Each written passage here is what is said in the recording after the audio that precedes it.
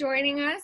So today we're talking with Shannon DeBlock, and she is one of the founders of Partners in Promise. And we're just kind of taking these moments while we're here in COVID and dealing with all this to get to know our team and to share our stories. So we'll start with you, Shannon, and if you could just talk to us a little bit about your journey with your family and working with the EFMP program, as well as your special needs advocacy journey, how you're connected to the military. It's a small question, no big deal, but jump right in. No pressure. A mom to two boys, active duty Navy spouse. My husband has been in the Navy for 20 years, been married 16 years. My youngest son, like I said, I have two boys. My oldest son is 14. He's neurotypical. My youngest son, Wesley, has autism. And he was diagnosed at 16 months old, so quite young. So our EFMP journey started there. And I didn't even know what EFMP was. I remember we were at the Naval Clinic in Portsmouth, Virginia, and the doctor there said, "Here, you got to fill out all this paperwork, and I'll fill out some of it and, kind of go from there." So, yeah, so my son's 11 now. He's going to be 12. So we've been an EFMP family for about, 10 years. Yeah. And so with your son, when he was diagnosed at such an early age, was there any introduction to the program when you, at that point, what did you know about your rights and your services and kind of what you were getting into? How did you even begin to find out your next steps, or did you have a process or someone to guide you through? I really didn't know much of anything other than he needed therapies, and we had to get the EFMP paperwork filled out to be enrolled to start therapy for him. So over the next couple of years, I really didn't have any knowledge of what EFMP was, other than, paperwork and being enrolled in ECHO and to get ABA therapy. It wasn't until much later that I was able to kind of breathe and get started in advocacy. So once you did get kind of settled in the process, what was your experiences with some of the school districts that you encountered, and how many kind of different where were you when you kind of first started? So we were in Chesapeake, Virginia. My husband was stationed in Norfolk when he was diagnosed, and we were only there a year and a half after that, and then we moved to Annapolis. And my husband was stationed at the Pentagon at the time. And we had a pretty good experience. I mean, we had definitely some challenges navigating what our rights were. And that was our introduction when he was 3 years old to special education kind of law and all that goes with it. And, that's a whole, there's books about IDEA and, all that stuff. But it was good. So we were here in Annapolis from when he was 3 until he was 8 years old. And he was receiving ABA in school. He was receiving ABA at home, as well as some other therapies, speech and OT. And, my husband was, fortunately, he was working in DC, so he wasn't assigned to a ship.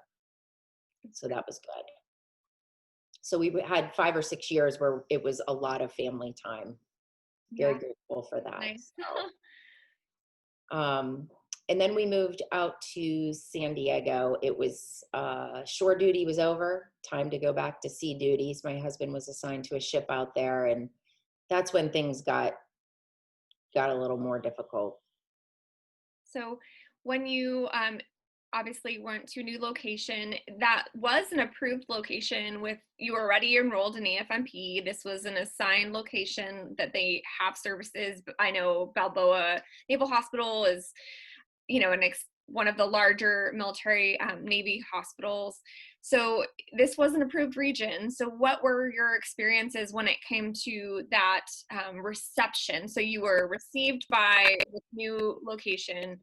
What were your obviously we don't need to go into the specifics of the district, but what was the process for you as you moved to a new district? Did you get to reach out to providers ahead of time? Did you have to wait till you arrived? What was that kind of process like for you?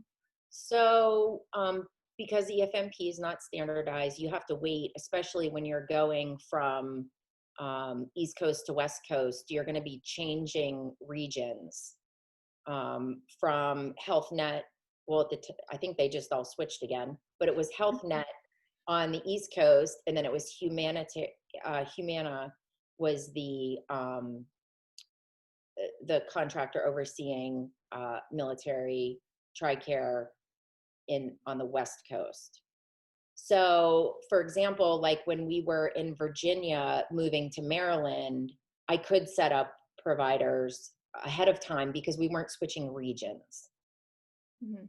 So it gets Yeah. kind of complicated. So we had to wait until we got settled, but we moved into a hotel out there, the Navy, well, I don't want to say hotel, but the Navy Lodge. It actually felt like a hotel. It was on Coronado, so it was quite nice. Yeah. But yeah, everything had to wait until we got there. Yeah. So you got settled, you got in there, and then what kind of services? So we talked with your co-founder, Grace Kim, about her experiences and when she moved to a new location and IEPs and other things started to change and services started to diminish. So what was your experience when you started into this new district? So we had just did a new IEP in March.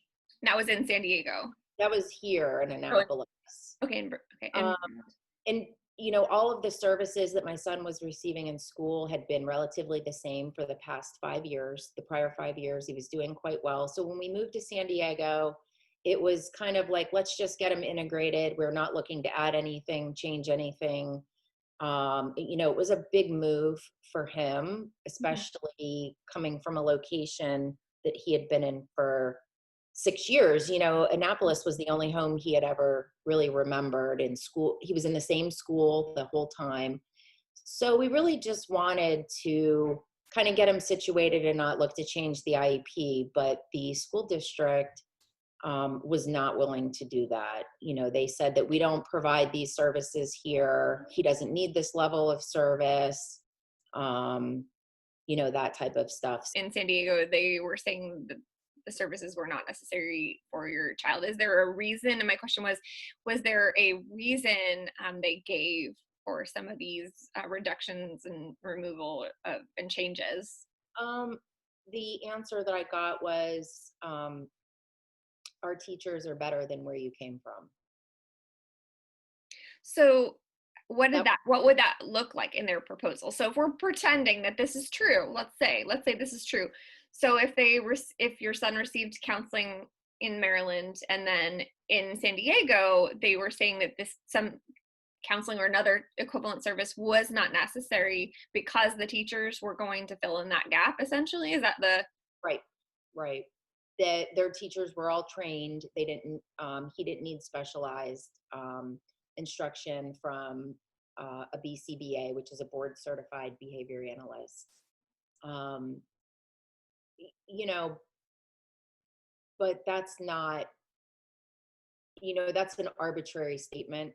That there was a lot of other things. We were met with a lot of resistance. That was the IEP part, but we were denied remote enrollment, just things like that. There was a lot of immediate pushback that wow, this kid is coming in here with a lot of services, and it's money, so there's always resistance to that.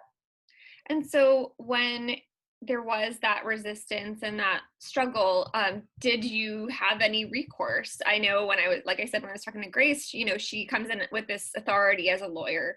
Did you have to bring in legal counsel? Or did they just make the changes unilaterally without your consent? So in California, they cannot make the changes without my consent. So we were trying to work it out, and my husband and I were always of the we've learned some lessons, but we thought, we're reasonable people. Like, let's just sit down and have a conversation about this, and let's see what we can work out. Like, can we just continue this service temporarily till we get him, integrated into school and kind of get settled. So I had a meeting with the director of special ed, and just thought that we could talk about it. And she was just like, no, that didn't work. And my husband was deployed already. He deployed 6 weeks after moving there. So it was tough. And that whole first year was just a mess. It really was a mess.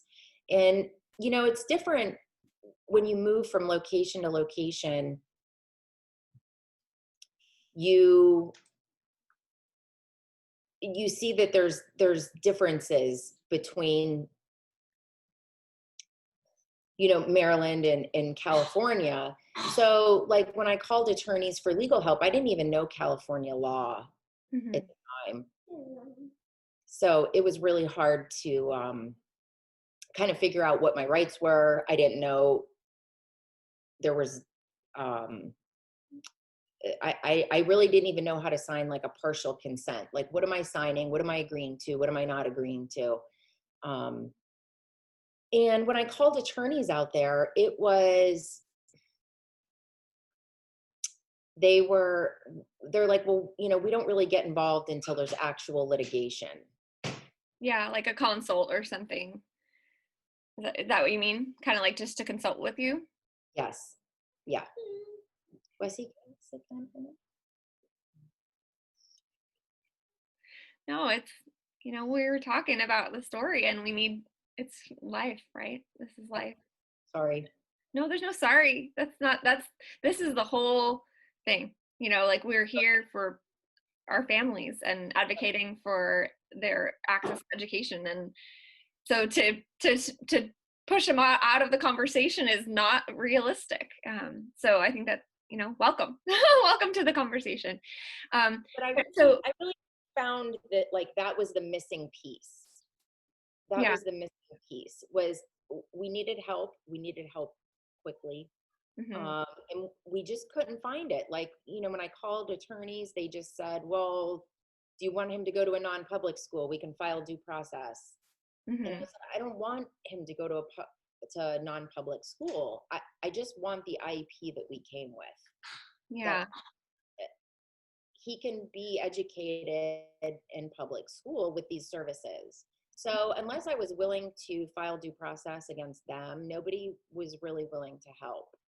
So it was kind of eye-opening. I didn't realize, that was the process. That was kind of the norm for the area. Or at what point did you kind of say, this is insane, and reach out and kind of, how did you get connected with Partners in Promise from that point to where we are today? Like, how did that journey make that connection to kind of do more? It's not just fighting for your own child anymore. You're fighting for, everyone's children who are struggling.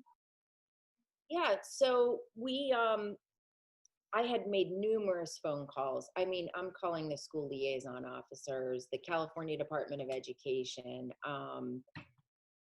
the Office of Special Needs in Washington, D.C., the Military Family Readiness Council. I'm writing emails, letters, looking for any type of help. I just thought, this is insane that there's nothing at all. The EFMP coordinators were in San Diego, were very helpful as much as they could be, very sympathetic, but they were just like, this is out of our purview. There's really nothing that we can do. And I remember doing a Google search, and I read an article about Michelle Norman.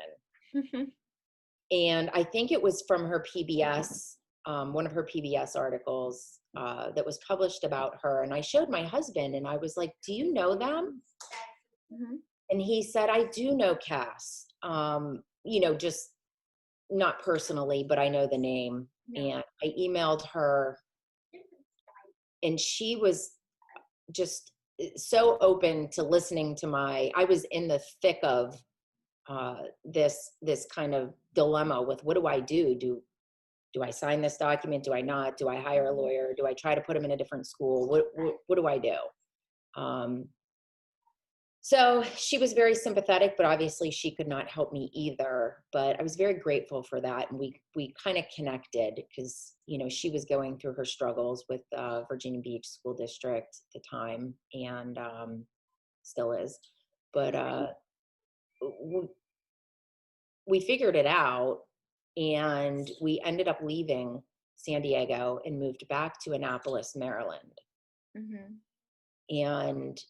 And was that all together, or did you have to choose to geo-batch at any point? yep, we chose to geo-batch because my husband had to do another sea tour.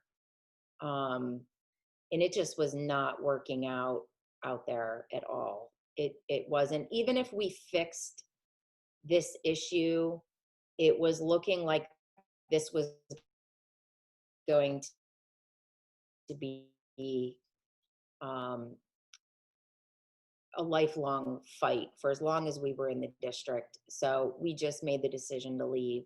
So my husband's in Virginia. We're in Annapolis. He's currently on deployment. Not fun during COVID.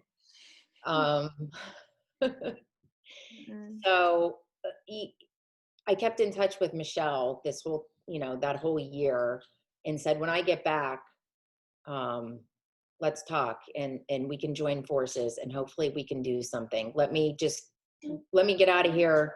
Let me get back to Annapolis. Let me get my kids situated, and we'll see what we can do. So.